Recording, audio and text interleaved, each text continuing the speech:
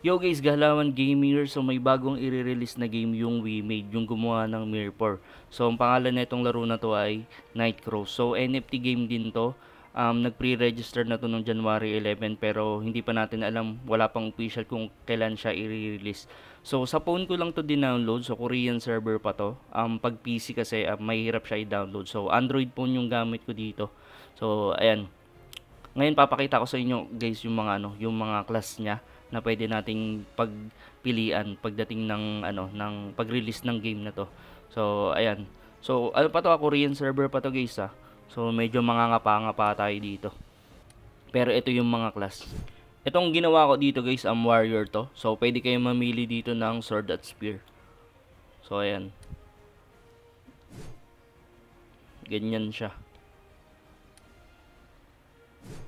So ayan, pag level 55 kayo, ganyan na. Pero ewan ko, parang may mga costume din kasi dito guys. Hindi ko alam kung yung pinapakita by costume or or ayun na talaga yung magiging set mo pag pagdating ng level, sumagad ka na sa level na ganun. So ayan. Ayan yung spear build.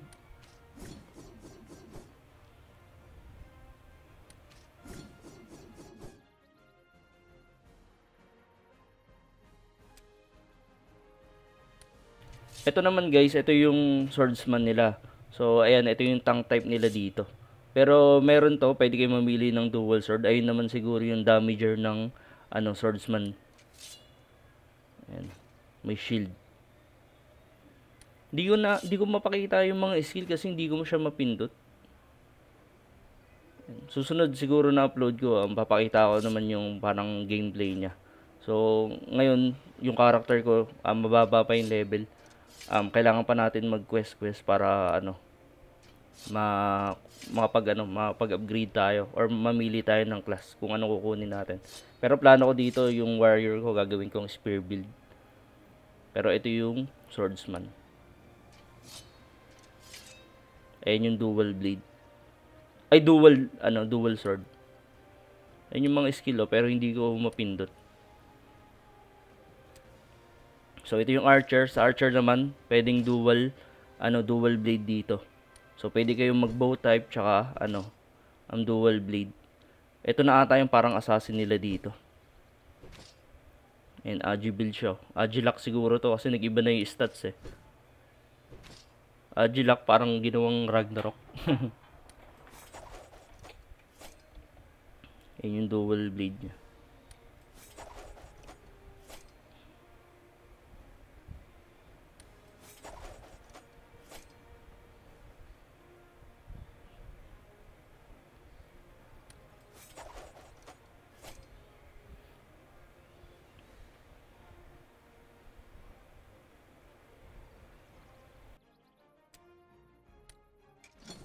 So ito naman, ito yung mage class nila, mage tsaka FS.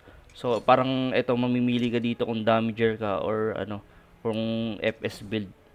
So ito siguro yung yung mage build, yung elemental build nila. Tapos ito yung healer. Ayan. So nakita ko, parang may nakita ko na na nag-grind na FS. Pero lakas din ng lakas din pumatay eh. Pero yan, siguro parang tawis sa Mirror 4, ganun. Kayang umiskill, kaya mag-heal, ganun. Siguro ganun yung build nito. So, pumapalag-palag. Pero hindi ko mapakita nga yung skill kasi hindi natin matry. Ayan.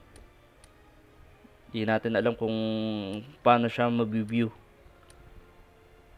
Pero sa susunod siguro na upload ko, mapapakita ko na siguro.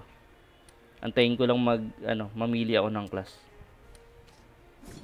Kasi sa ngayon naka-sword pa rin yung ko eh. Hindi pa ako pwede mamili eh. Parang kailangan ko patapusin yung quest. Angas no, may mga pakpak pa. May mga wings din siya.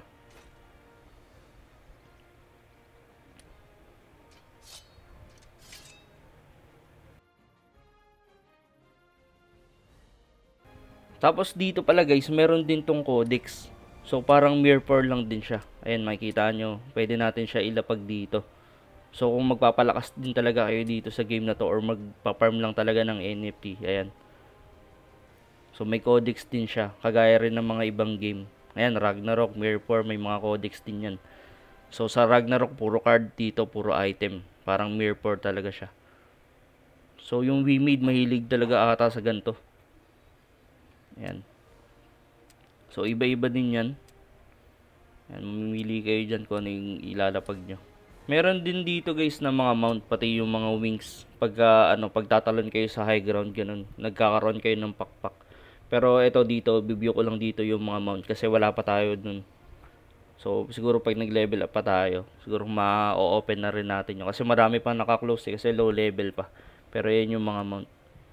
Maganda, no? So parang may gacha rin dito. Yung kumbaga sa Mirror, kukuha kayo ng mga pet, 'di ba? Dito meron din ganun dito. So pag nag-open kayo, makakuha kayo ng mount pati yung wings. Yan. Tapos may codex din siguro din tong mga mount na to. Hindi pa natin alam. Pero ayan yung mga mount niya. Sobrang dami.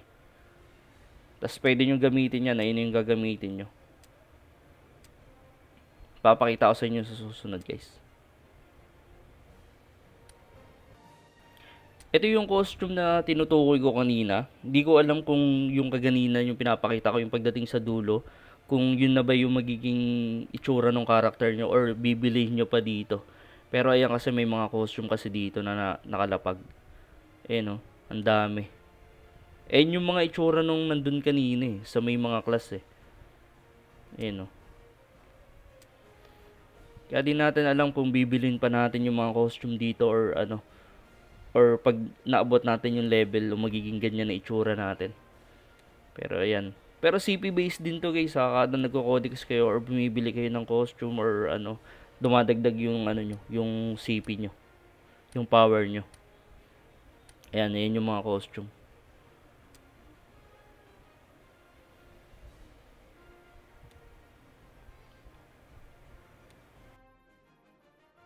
So, ito naman yung skill ko. So, dahil warrior nga tayo, ayun yung mga nakalagay na skill natin. Pero hindi pa natin na-open, hindi ko pa alam kung paano siya i-open. Yun nga, sa susunod na upload ko, papakita ko naman kung ano yung mga yung gameplay niya. Ayan. So, tatry natin siya i-grind. So, andito na tayo sa grinding spot. So, nakikita nyo may auto tapos may kamay. Ewan ko kung ano yung kamay na yan or auto loot ba yan. So, ayan, pwede siya mag-auto scale, auto attack. Tapos yung na ito, quest na ito, pag clinic nyo, may auto pat na siya. Ayan. Pero pinapakita ko lang kung paano siya bumanat pagka naka-auto lang. Ano lang to guys, sa phone lang to, pero smooth naman siya.